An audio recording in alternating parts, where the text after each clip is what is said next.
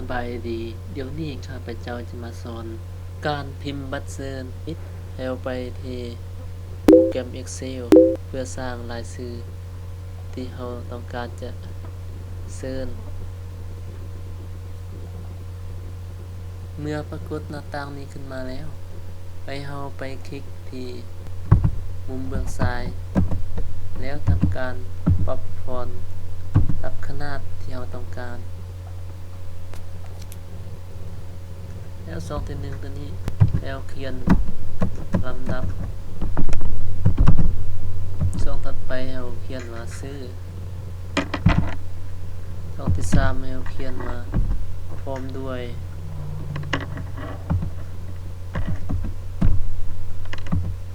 2สุดท้ายเราเขียนว่าบ้านแล้วเลขลำดับนี้ให้เราเขียนเลข1แล้วก็ enter แล้วเลข2ให้เรา select ทั้ง2นี้แล้วก็เอาเมาส์ไปเจเบื้องขวานี้แล้วก็ลากลงเดี๋ยวนี้จะตัวอย่างแต่7คน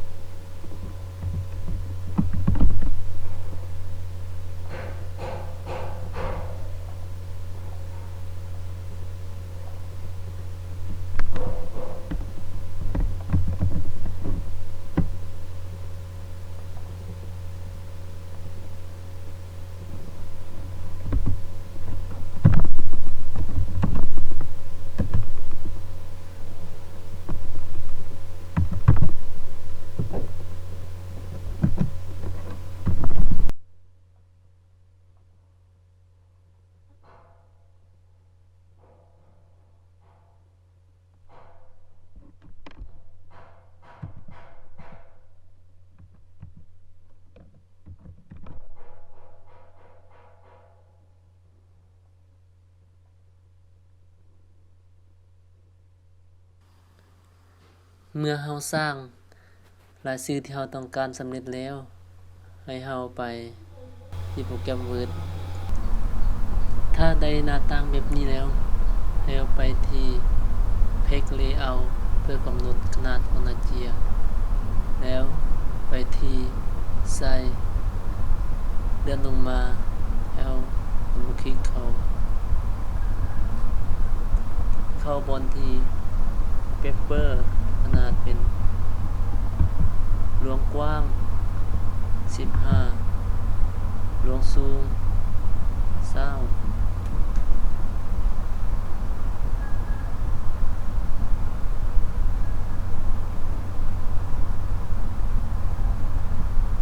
เมื่อกำหนดขนาดสำเร็จแล้วให้ไปที่ Design เพื่อจะสร้างแบ็คกราวด์เพื่อจะสร้างซีนแบ็คกราวด์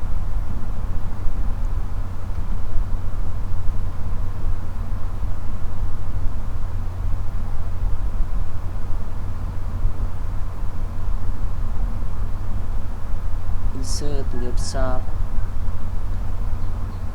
วาดเข้าไปปิดสีพื้นปิดสีขอบแล้วก็พิมพ์ว่าบัตรเชิญ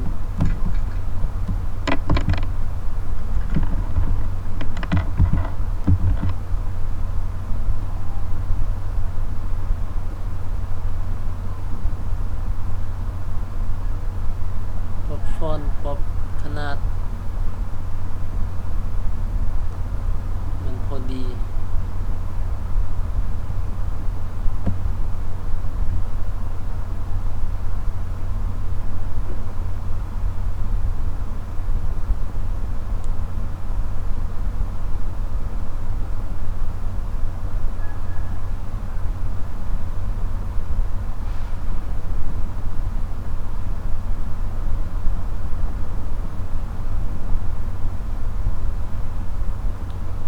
มื่อสร้างปุ่มบล็อกบนที่เราเอารายชื่อขึ้นมาแล้วให้ไปที่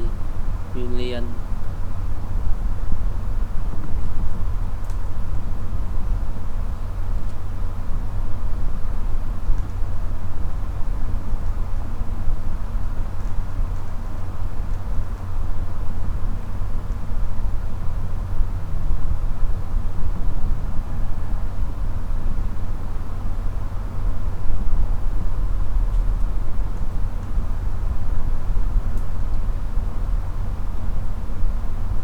ทีนี้ให้เอาไปเครื่องมือ insert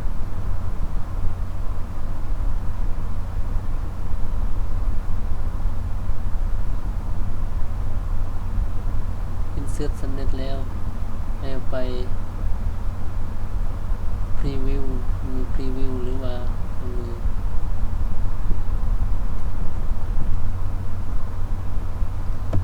เมื่อได้รายชื่อมาแบบนี้ให้เราทำการตกแต่งฟอนต์ขนาดให้มันงาม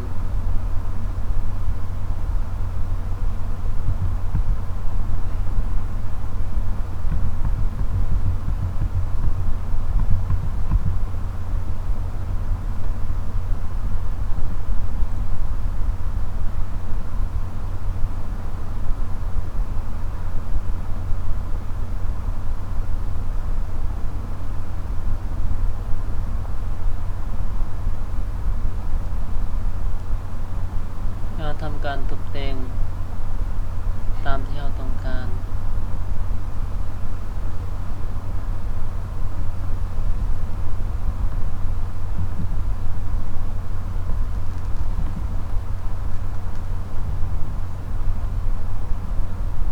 ออกไปที่ดีไซน์ไปที่แฟก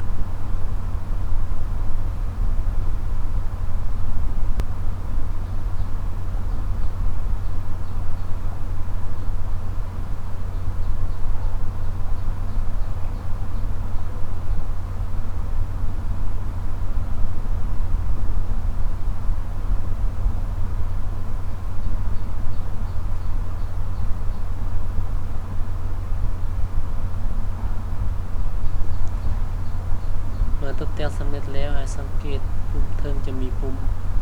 กดเลื่อนกด next กด back แล้วกดมันจะเปลี่ยนรายชื่อโดยอัตโนมัติแล้วทางรูปนี้แม่นบนเฮาจะใส่ชื่อเจ้าบ่าวเจ้าสาวใส่สถานที่มาฮอดนี้การสร้างบัตรซื่นของเฮาก็สำเร็จแล้วก็อย่าลืมกดติดตามพวกค่อยจะมีวิดีโอสอนระบบ IT ทุกอาทิตย์